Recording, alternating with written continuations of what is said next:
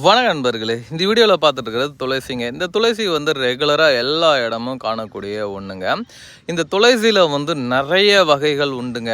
ஒன்று காட்டு துளசி இருக்குது, இந்த மாதிரி ரெகுலராக கிடைக்கக்கூடிய துளசிகள் இருக்குது.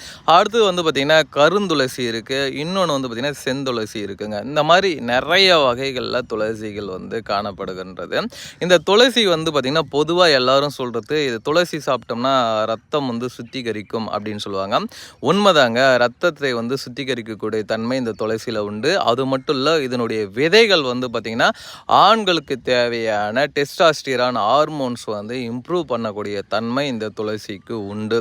அது மட்டும் இல்லை, பெண்களுக்கு மாதவிடாய் கோளாறுகள் ஏற்பட்டிருக்கும். சில பெண்களுக்கு பார்த்திங்கன்னா இயல்பை விட அதிகப்படியான உதிரப்போக்கு இருக்கும், இல்லைனா இயல்பை விட குறைவாக உதிரப்போக்கு இருக்குங்க. இந்த மாதிரி ப்ராப்ளத்தை ஃபேஸ் பண்ணுவாங்க பெண்களும். இந்த மாதிரி ப்ராப்ளத்தை ஃபேஸ் பண்ணக்கூடிய பெண்கள் வாரம் இருமுறை இந்த துளசியை நார்மலாகவே வெறும் வயத்தில் சாப்பிட்டுட்டு வரும்போது அந்த என்ன சொல்கிறது, இந்த மென்சஸ் சம்மந்தப்பட்ட எல்லா பிரச்சனையுமே சரி செய்யும். சில பெண்களுக்கு தீராத வயிற்று வலி இருக்கும் மென்சஸ் அப்போ.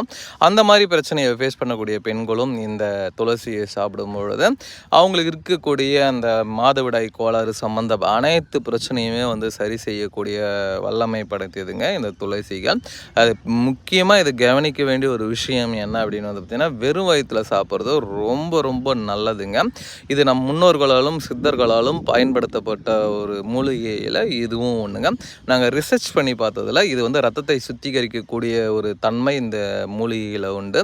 அது மட்டும் இல்லை, மூளைக்கு இது புத்துணர்ச்சி தரும். இது எப்படி சாப்பிட்டா மூளைக்கு புத்துணர்ச்சி தரும் அப்படின்னு பார்த்திங்கன்னா, நம்ம கோவில் தீர்த்தங்களில் தருவாங்க இல்லையா, அந்த மாதிரி இது பார்த்திங்கன்னா ஒரு டம்ளரில் தண்ணி எடுத்துக்கோங்க, ஒரு 100 ml கூட எடுத்துக்கோங்க, சரிங்களா. ஒரு 100 ml தண்ணி எடுத்துக்கோங்க.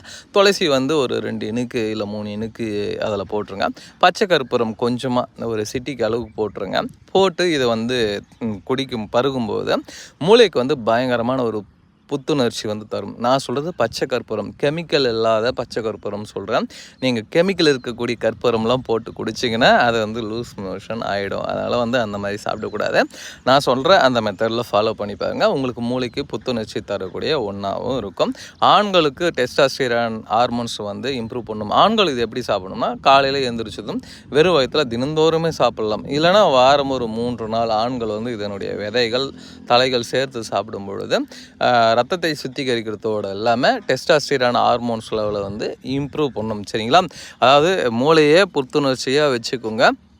நல்ல சிந்தனைகளும் நல்ல எண்ணங்களும் வரையக்கூடிய தன்மை இந்த துளசிக்கு உண்டு.